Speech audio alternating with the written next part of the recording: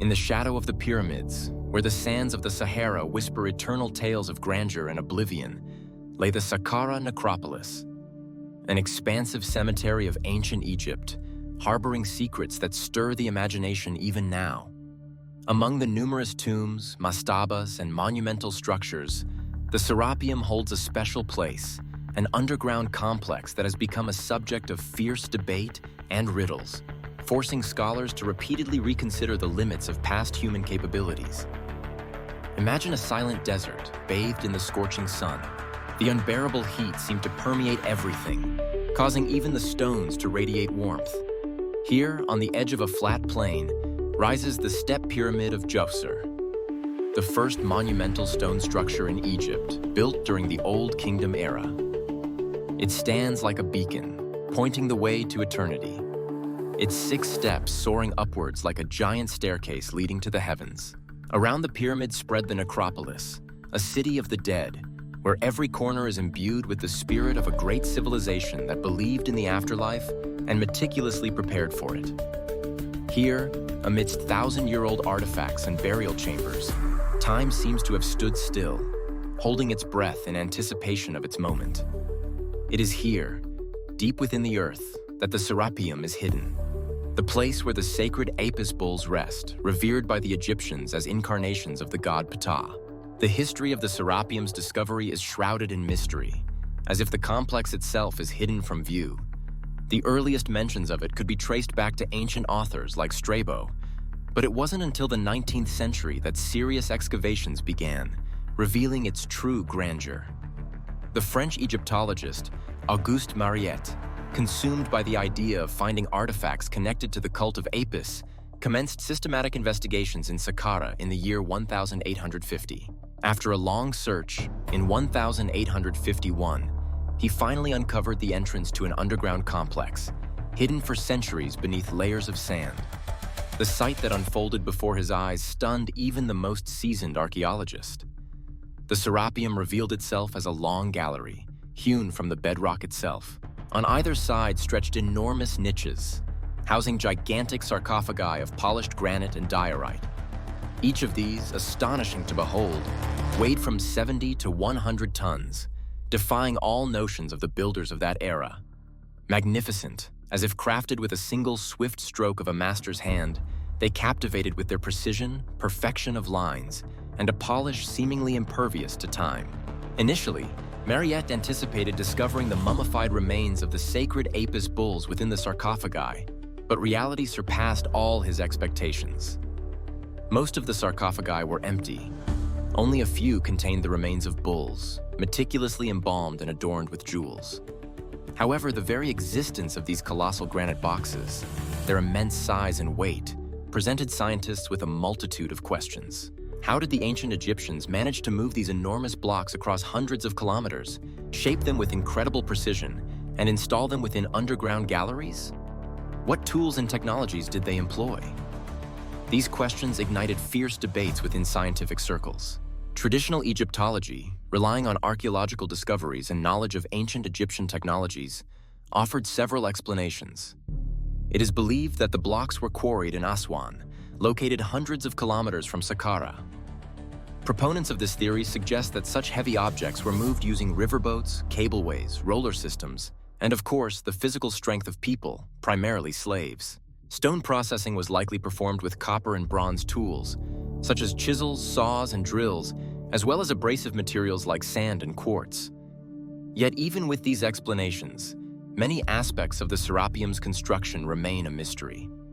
For instance, how were the inner cavities of the sarcophagi, with their perfectly smooth surfaces, cut and polished without leaving any tool marks? How were the heavy lids, weighing tens of tons, put into place? Why do some sarcophagi bear signs of damage, believed to be caused by the impact of unknown forces?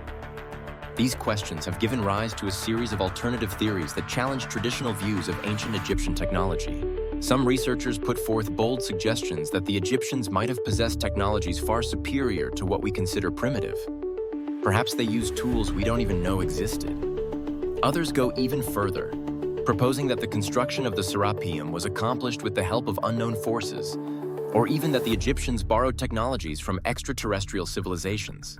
Proponents of these alternative views often point to numerous pieces of evidence which they believe serve as substantial proof of advanced technology. For example, they draw attention to the perfectly polished surfaces of the sarcophagi, which would be impossible to create using only primitive tools. They are astonished by the complete absence of tool marks on the inner surfaces of these stone boxes. Also, the jewelry-like precision of the joints, indicating the highest qualifications of the builders and the use of the most complex measuring instruments, causes amazement. As a further argument, examples of other ancient structures like the Giza pyramids are cited. Some researchers are convinced that their construction involved technologies beyond conventional understandings of ancient civilizations' capabilities. This primarily concerns the perfectly smooth surfaces of the facing stones, the precise orientation to the cardinal directions, and the mysterious shafts leading in an unknown direction. Naturally, such theories are met with skepticism in the scientific community. Archaeologists and historians point to the absence of any concrete evidence confirming the use of technologies exceeding the capabilities of the time by the ancient Egyptians. They emphasize the importance of critical analysis based on real facts and scientific methods, cautioning against speculation and hasty conclusions. However, even within traditional Egyptology, the Serapeum remains one of the most mysterious and impressive archaeological finds. Research continues, and each new discovery may amend existing ideas about the technologies and culture of ancient Egypt. In particular, detailed analysis of stone processing marks, the study of tool and material remnants, and the search for new evidence about the methods of transporting and installing sarcophagi may help unravel the mysteries of the Serapeum. Some researchers, such as Professor of Physics and Archaeology Christopher Dunn, offer their analysis methods, involving the use of modern technologies to study the stone's structure and identify possible traces of unknown tools' application. Dunn, in his book Mysteries of the Egyptian Pyramids, suggests that granite blocks might have been processed using resonant technologies, allowing for the effective cutting and shaping of the stone. His research, a detailed analysis of the internal cavities of the sarcophagi in particular, sparks new questions and encourages the development of modern methods for studying ancient artifacts. We must also remember the importance of the Serapeum for understanding the religious beliefs of the ancient Egyptians. The cult of Apis, as the embodiment of the god Ptah, was one of the most significant in ancient Egypt.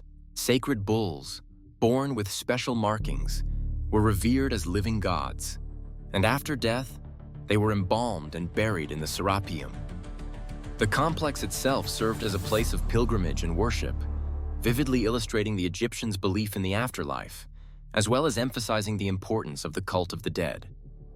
The Serapeum, housing within it gigantic granite sarcophagi, became a tangible symbol of the greatness of the ancient Egyptian civilization, demonstrating its technological mastery and religious piety. It reflects the ancient Egyptians' pursuit of perfection, their astonishing ability to erect monumental structures that still amaze the imagination today, after thousands of years.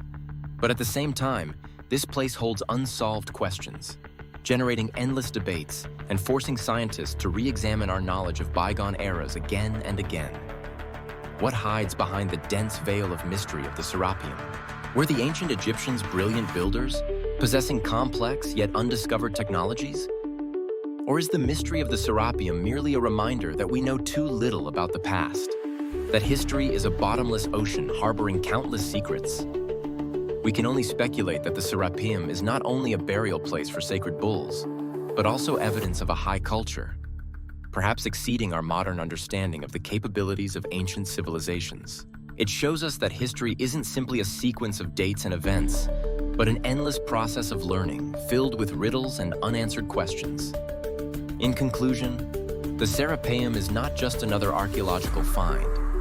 It's a bold challenge thrown to us from the depths of the ages, reminding us how little we sometimes know about the past. It reminds us that our knowledge of the past will inevitably be incomplete, like a mosaic always missing several pieces, and that new discoveries, the results of investigations, can overturn our views of the world, like a powerful wind changing the direction of the sea waves. It calls us not to lose curiosity, to be critical of any information, and to constantly strive for new discoveries like insatiable adventurers. By studying the Serapeum, we immerse ourselves not only in the history of ancient Egypt, but also better understand ourselves, our ability to be amazed, to admire the scale and ingenuity of the human genius. We are like children, mesmerized, looking at a toy, discovered after thousands of years.